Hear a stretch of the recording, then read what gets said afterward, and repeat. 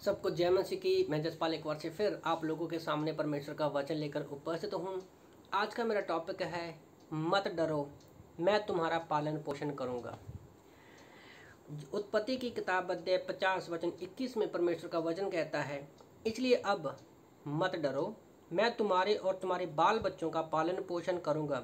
इस प्रकार उसने उनको समझा बुझाकर शांति दी। पालन पोषण ये एक ऐसा शब्द है कि हर कोई व्यक्ति इसका इस्तेमाल करता है। पालन क्या है?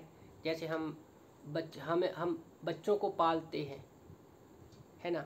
और पोषण मतलब हमारी ज़रूरत की चीज़ें, जो हमारे शरीर को पोषण चाहिए, वो सारी ज़रूरत की चीज़ें पूरी करना।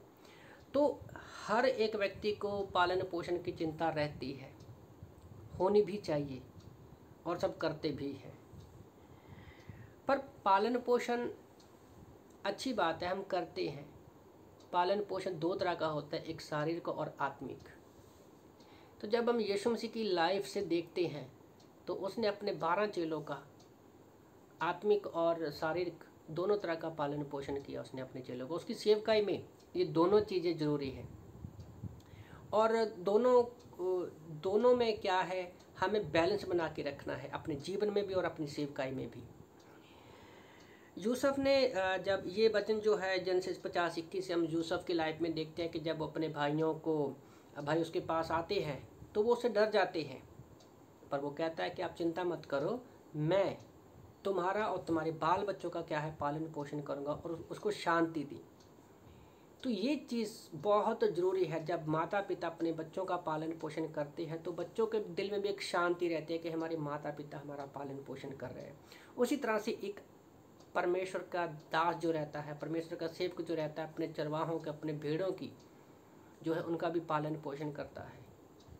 हो सकता है कि वो शारीरिक तौर पर सारी ज़रूरतों को पूरा ना कर सके, पर वो परमेश्वर की अगुवाई में अगर उसकी बुलाहट है तो हर एक व्यक्ति को आत्मिक पालन पोषण के लिए परमेश्वर ने चुना है। अब बात ये है कि क्या उसके लिए मैं रेडी हूँ, मैं तैयार हूँ, मैं इस जिम्मेवारी को समझता हूँ।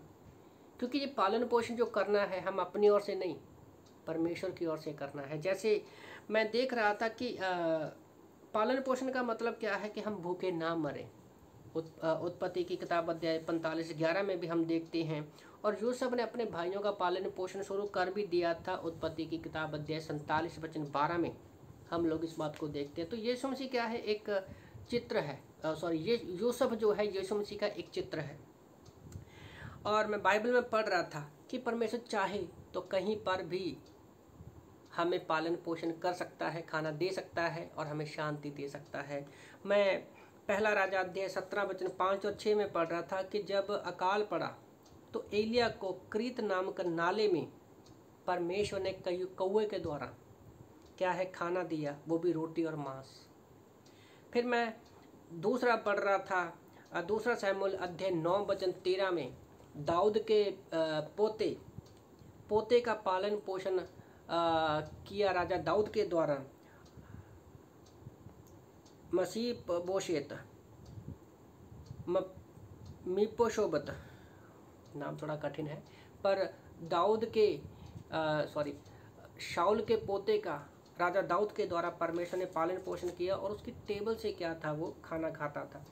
तो जोना नबी के बारे में मैं सोच रहा था, वो मछली के पेट में भी परमेश्वर ने उसको 3 दिन तक संभाल के रखा और उसके मन को शांति दी। तो यीशु मसीह की सेवकाई के बारे में भी हम जानते हैं कि उसने भी अपने चेलों को 3.5 साल तक क्या है आत्मिक और शारीरिक पालन पोषण किया। तो इसलिए आप लोगों को मैं विश्वासी जीवन में उत्साहित करना चाहता हूँ कि परमेश्वर कहता है मत डरो, मैं तुम्हारा पालन पोषण करूँगा। तो हमें किसी चीज़ की चिंता नहीं करनी है, घबराना नहीं है। जो भी कार्य करते हैं प्रभु में बढ़ते जाइए, क्योंकि परमेश्वर हमारा पालन पोषण करने वाला है। आमीन।